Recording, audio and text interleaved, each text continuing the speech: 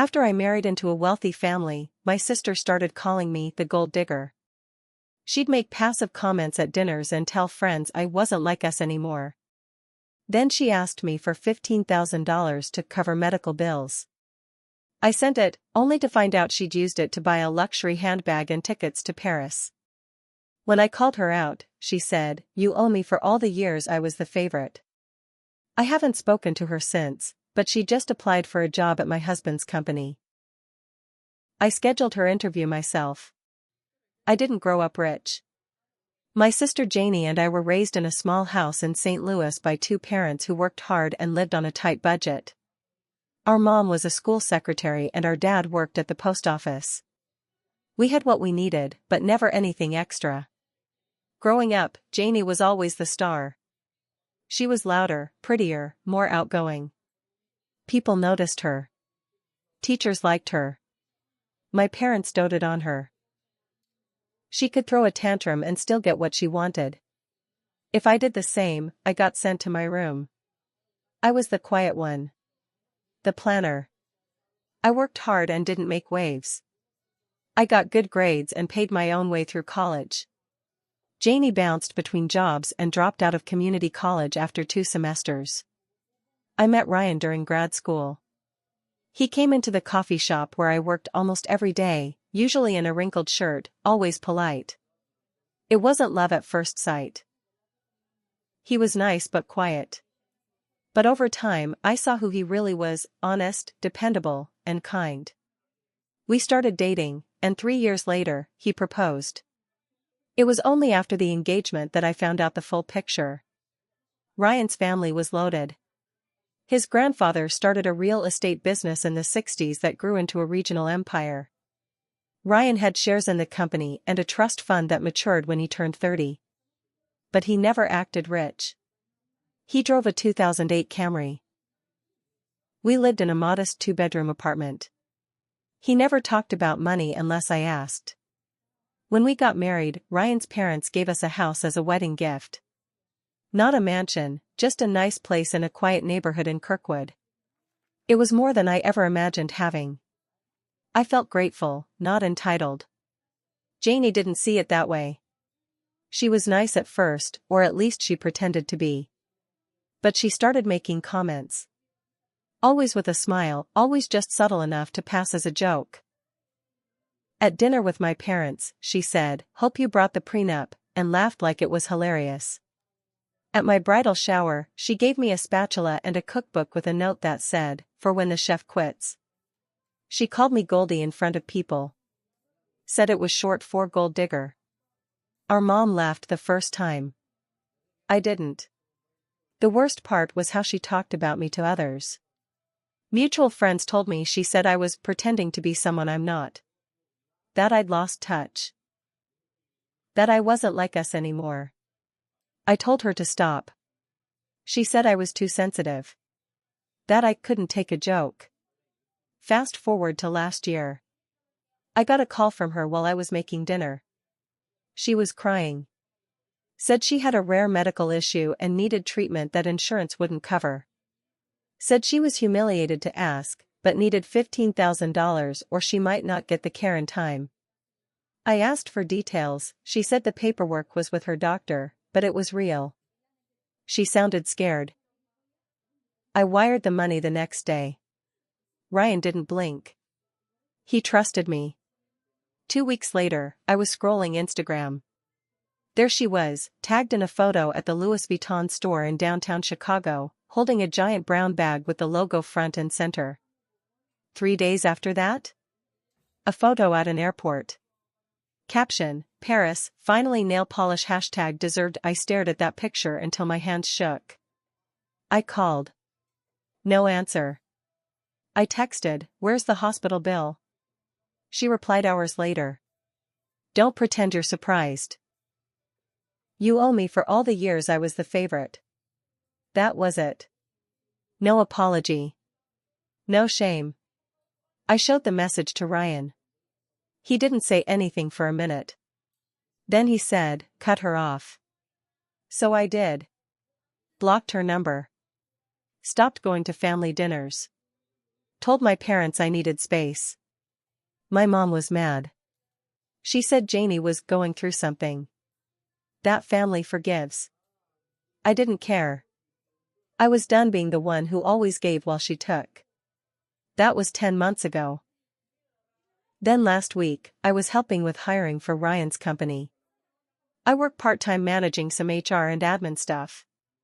We had an opening for an administrative coordinator, someone to handle scheduling, invoices, contracts. Nothing glamorous, but a solid job with benefits. I was sorting through applicants when I saw her name. Jane R. Kessler. I opened the file. Same phone number. Same email. Same sister.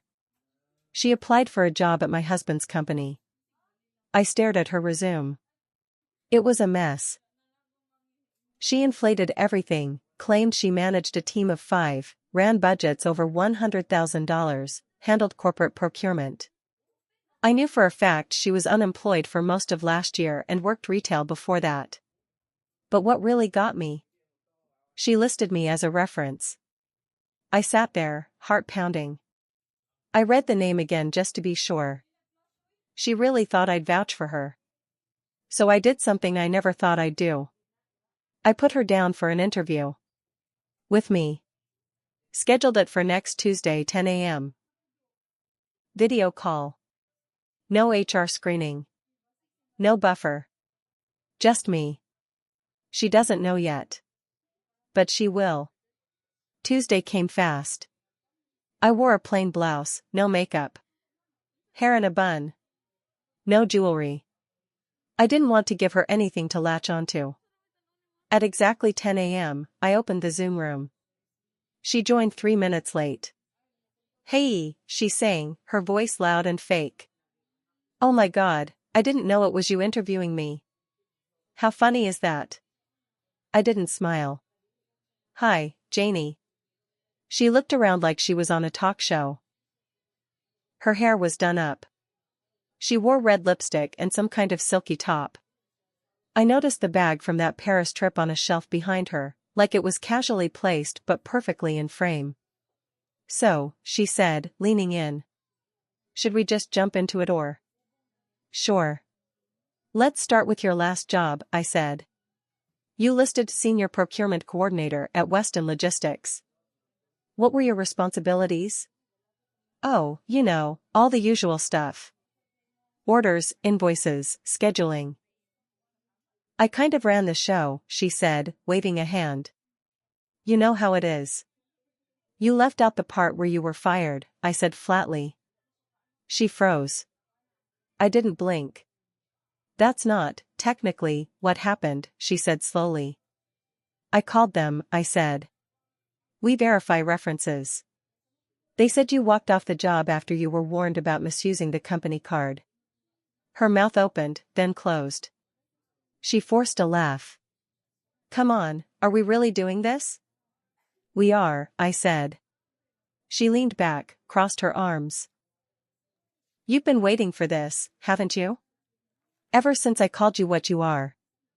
I stared at her. "A gold digger?" She grinned. "Well. If the Manolo Blahnik fits." I took a breath. "You lied to me. You stole from me." "Stole?" she said, raising her eyebrows. "You're married to a millionaire."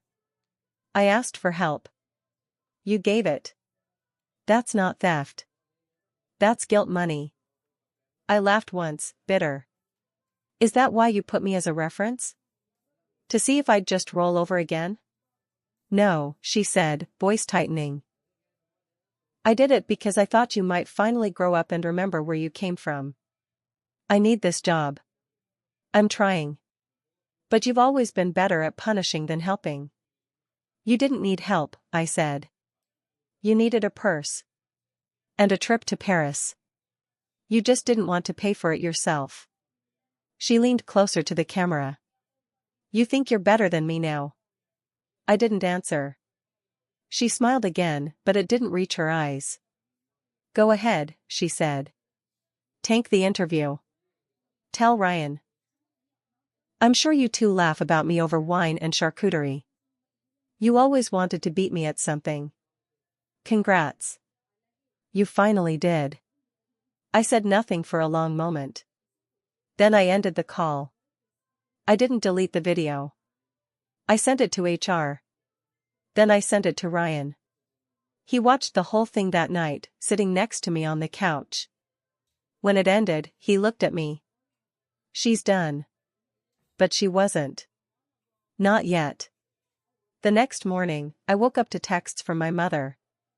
Why did you sabotage your sister's job? She said you ambushed her. How could you do this to family? Then a call. I let it go to voicemail. Then another one. And another. Then Janie posted on Facebook. A long post about how I humiliated her. Twisted the truth. Lied to her boss. Ruined her chance at a fresh start. She didn't say my name, but everyone knew. Friends started messaging me. Some believed her. Some didn't. My aunt even called to say I should have just let it go. That's when I realized. This wasn't just about revenge anymore. This was war. The Facebook post got over 200 comments. Some were distant cousins or old high school friends, people who didn't know the full story but jumped in anyway. A few wrote things like, family over everything, and sisters fight but always forgive. Others just tagged me directly and said things like, this you? I didn't respond. Ryan asked me if I wanted to make a post of my own. I said no. I wasn't going to explain myself to people who were happy to believe the worst without asking me a single question. But I wasn't done either. A week later, I got an email from one of Ryan's senior managers, Marcus. He handles contracts and oversees background checks for new hires. Subject line, need to talk, urgent. I called him right away. He said, your sister didn't get the job, obviously. But something weird came up. We cross-check all applicants with a third-party compliance firm. Janie flagged for something strange. What do you mean? I asked. She tried to apply for a second job with us, under a different name. I blinked. What? She submitted a second application 3 days after her interview. Different last name. Different email. Same resume. Same phone number. Slight tweaks, but the same formatting and experience. He sent me the file. This time, she called herself Jane R. Ellis. Ellis was our mother's maiden name. I sat back in my chair, heart thudding. I couldn't decide if she was bold or just stupid. I told Marcus to forward everything to HR. He said, if she tries anything else, we'll file a fraud report. I thought that was the end of it. Then the mail started coming. I got a letter from a credit union I didn't recognize, asking for confirmation of a loan request. Then a second letter, from a car dealership in her part of town, asking about the cosigner application I'd submitted. I called them both. Turns out someone had applied for credit in my name. Same email Janie used on her job application. I filed a police report. Froze my credit. Ryan was furious. He wanted to press charges immediately. I still wasn't ready for that. But I did something else. I called my mom. I told her everything. The money, the lies, the job scam, the identity theft. She was quiet for a long time. Then she said something that made my stomach turn. Well, she's always been the dramatic one. Maybe she just needs help. No, I said. She needs consequences. She's your sister, my mom said. You'll regret cutting her out. I already regret not doing it sooner, I said. And I hung up. Later that night, Ryan came into the bedroom holding a padded envelope. This came for you, he said. There was no return address. Just my name, scrawled in black Sharpie. Inside was a printed photo. It was of me. Sitting at the coffee shop I go to every Thursday morning. Taken through the window, from outside. On the back, someone had written, "You never know who's watching." I stared at it for a long time. Janie had gone from petty insults to lying, scamming, and now stalking. I looked up at Ryan. "We're not dealing with a jealous sister anymore," I said. "We're dealing with someone unhinged." He nodded. "Then it's time we hit back." I filed for a restraining order the next morning. The cop I spoke to was surprisingly kind. Said he'd seen a lot of family stuff go sideways once money got involved. I handed over the photo, the printouts of the job applications, the credit reports, everything. He said it was enough to file a formal report and open a case. By that afternoon, I had a temporary restraining order in place. Janie couldn't legally contact me, come near my home, or step foot on my street. That same night, I sent a letter to every company she'd applied to in the last 6 months. I had the list. She'd used my name as a reference on multiple resumes. I let them know about the fraud, the credit scams, the restraining order. I told them, hire her at your own risk. Ryan backed me. But he also sat me down and said, "You need to admit you should have cut her off sooner." He was right. I let guilt tie me to someone who never cared about my well-being. I wanted to believe Janie could change. That she was just hurt, or jealous, or lost. But she wasn't. She was dangerous. And I ignored the signs because I didn't want to feel like a bad sister. 2 weeks later, I got a call from a detective. They'd pulled her bank records and emails. She had opened 2 credit lines in my name and attempted a third. One was used to buy a plane ticket, Vegas this time. She'd also been emailing one of Ryan's competitors, using company documents she stole off his laptop years ago when she was visiting for Thanksgiving. That was the final straw. Ryan pressed charges. So did I. She was arrested. Not at home. At an airport. She was about to board a flight to Mexico. My mom called me the next day, sobbing. Said I ruined her oldest daughter's life. I told her Janie ruined her own life. All I did was stop pretending she didn't. Court was ugly. Janie cried in front of the judge. Said she was under stress.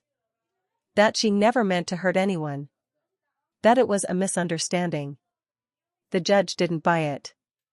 The paper trail was too long, too detailed. She got 18 months in a state facility for fraud and identity theft.